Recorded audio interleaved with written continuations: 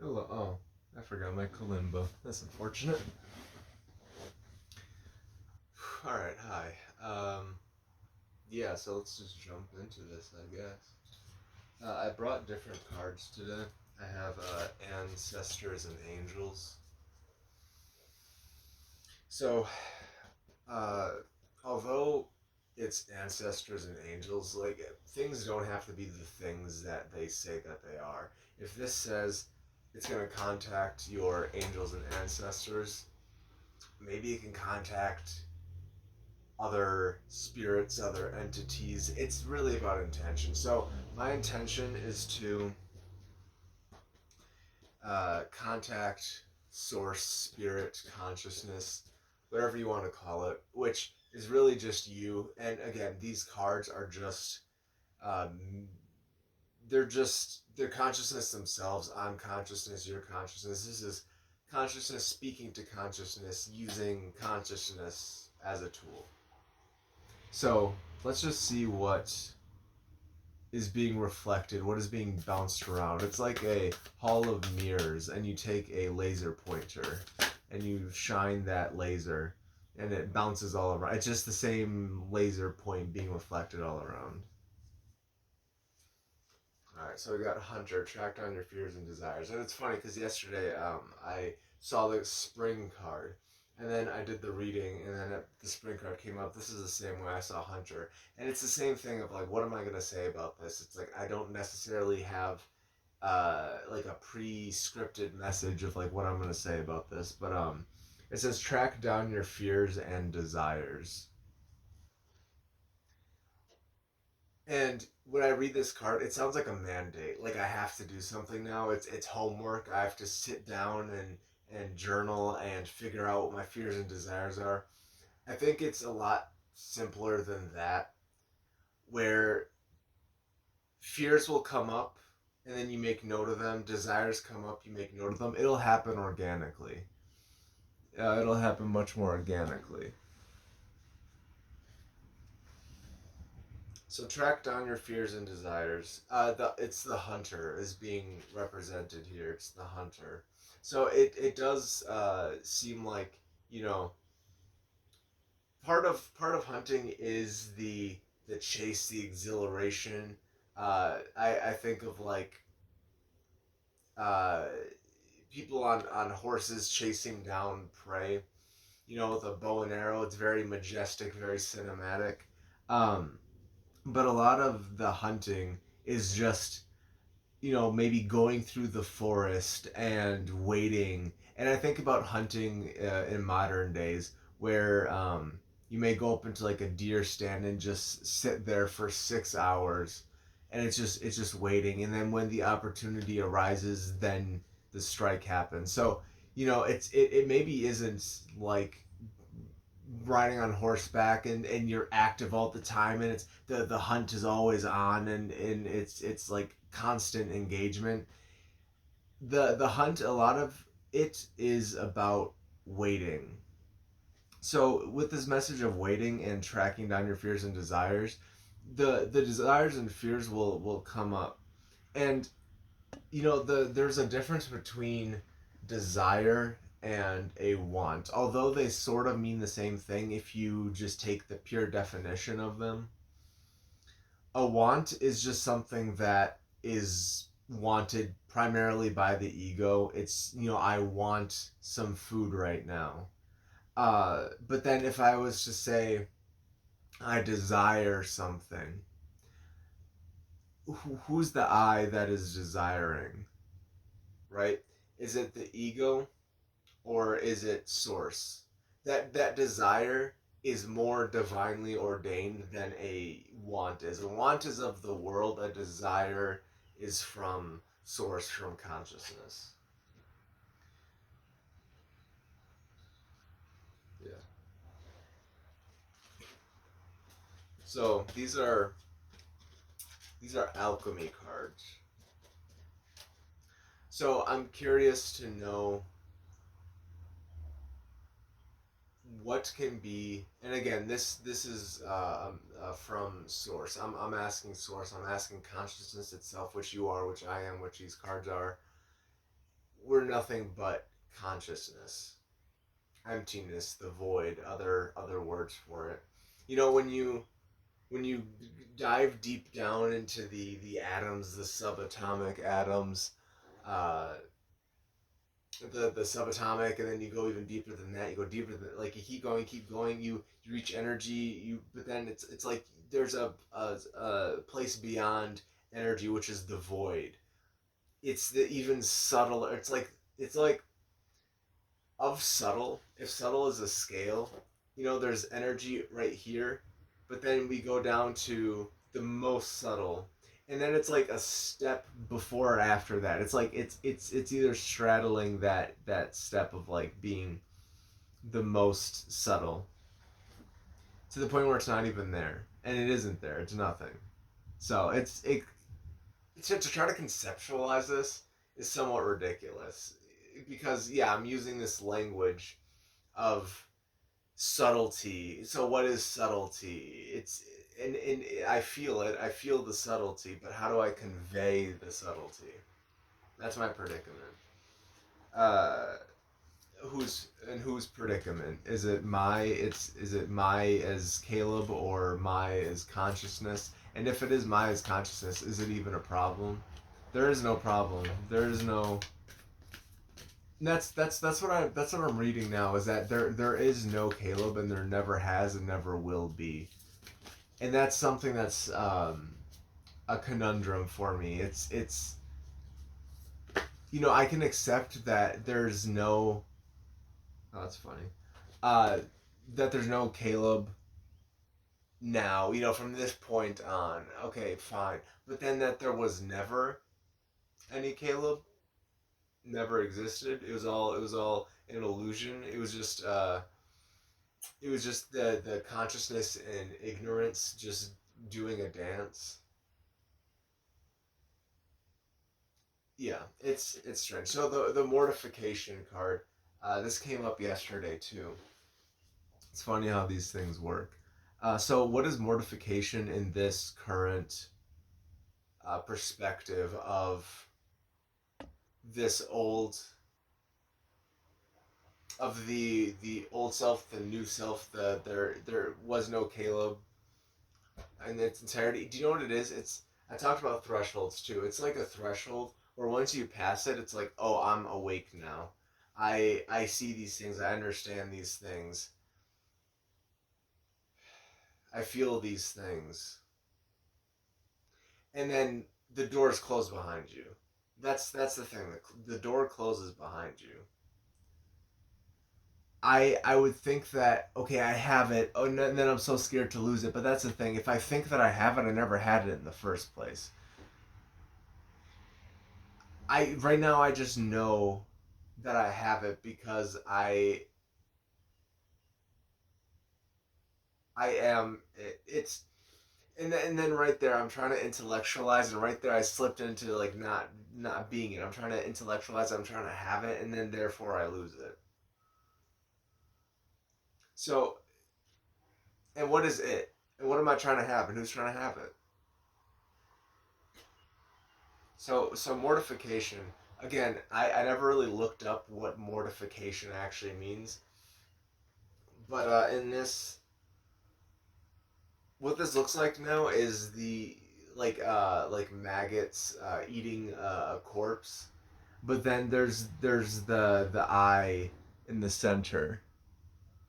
There's the eye in the center looking through as if it is being re-risen, as if it's not being eaten.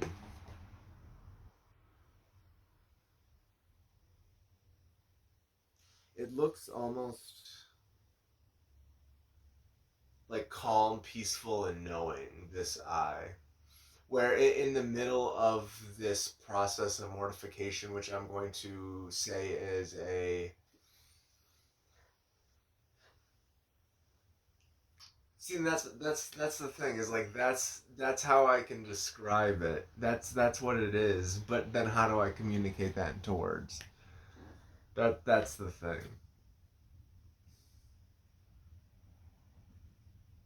So Yeah, it's I think right now I'm trying to get the benevolent guide. I'm trying to get too meta about it, where I went through this phase during a manic episode where I felt this very strongly, and I tried to convey it in every possible way I could, practically screaming it off of rooftops. What this is, how to feel it, how to get there.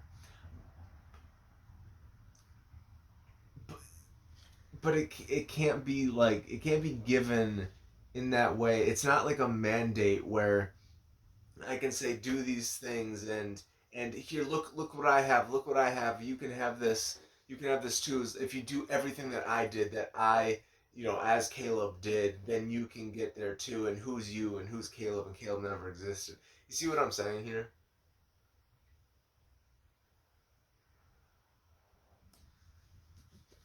The benevolent guide, and through that, that's what it is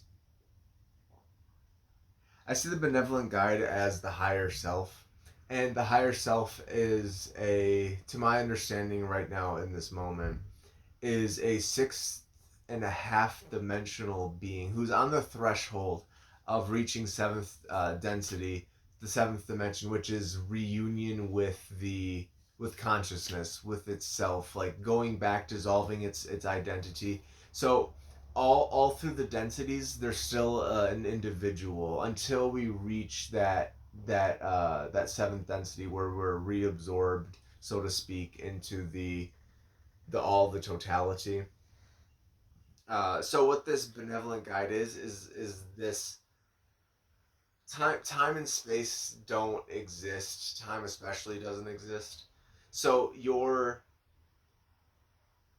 higher self can reach back in time and guide you to bring it to where it is at that threshold of reaching seventh density of being absorbed back into consciousness. So that's what I see the benevolent guide as. And then there's a bee on there, and then looks like some silver and a rainbow. I'm not gonna necessarily pretend to know what all that means. Uh, Maybe that's significant for you, the higher self and silver. I mean, silver has been on my mind a little bit, associated with the feminine and Gabriel, Archangel Gabriel. Uh, Bees. There's been hornets. I don't know. I don't know. I'm not gonna try to make it make sense. I just know that the benevolent guide is your higher self, and it's your higher self is consciousness, is self. A lot of this stuff is I'm just individuating. I'm just separating the highest self into the myriad of things, but it's all the self. I could use different terminology. It's your holy guardian angel. It's your higher self. It's consciousness, but it's all the unnameable. That's the thing. I could say the most hard hitting truth, the most like objective. Well, just the most like piercing truth, but it wouldn't be it. But it wouldn't be it. It just wouldn't. So that's something I struggle with now. Is what can I say that can even do anything, that could even be it? And I'm kind of coming to the conclusion that I just have to get as close as I can, say as many words around it as possible, so that maybe it's a gateway. It's like this orbiting puzzle, so many layers, and there's holes all over each different layer, and we're trying to wait for each of the holes to align so that we can pierce into the center. All I can really do here is try to move some layers so that they align with others. But then the work still needs to be done on your part to adjust some layers.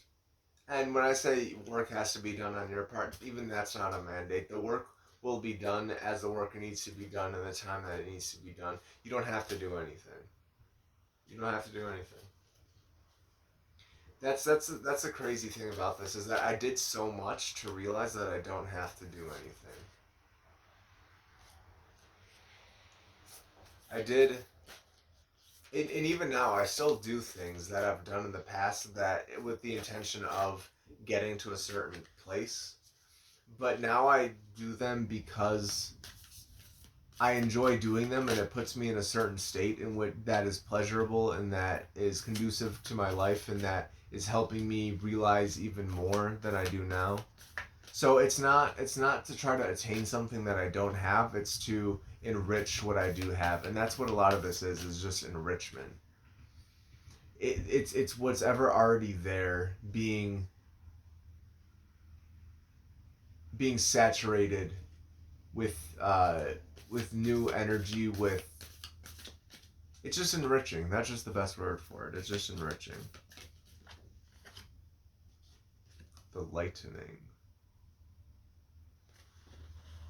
So I guess that's kind of what this is the lightening. Is the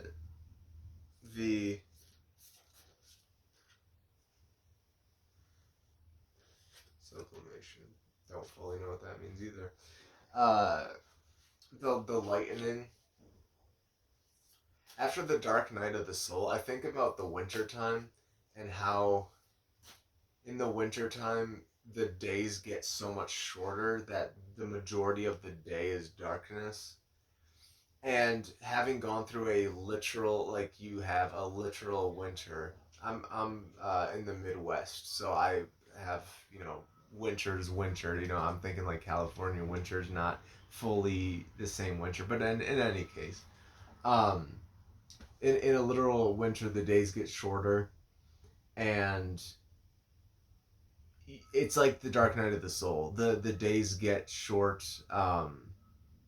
There's not as much daylight, but in a natural cycle and a natural flow of things do gradually lighten, right? And then there's another darkness and another light because we live in a world of duality.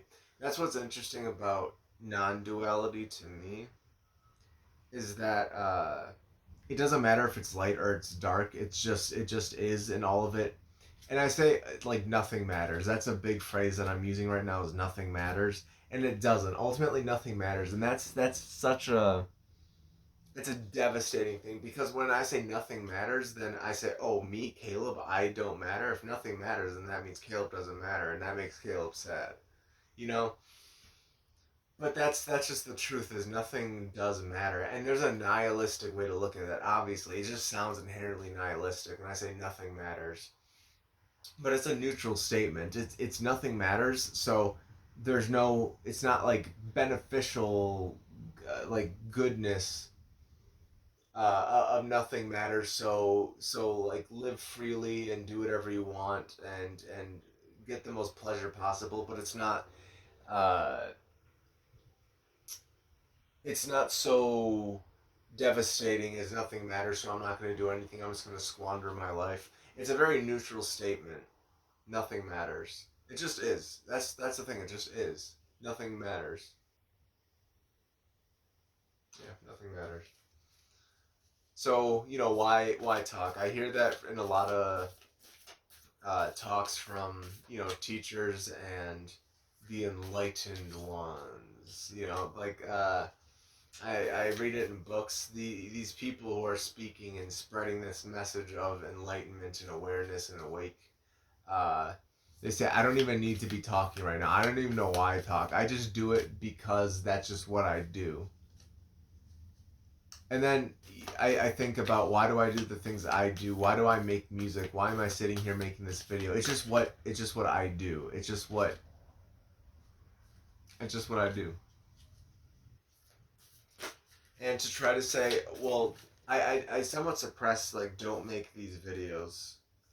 There's a lot of processes here. Separation yesterday too. Everything is a process. And I'm kind of realizing what the sublimation means is the sublime, the divine, the returning to the divine, and maybe that played into what I was saying before. I just didn't realize it until now. Separation.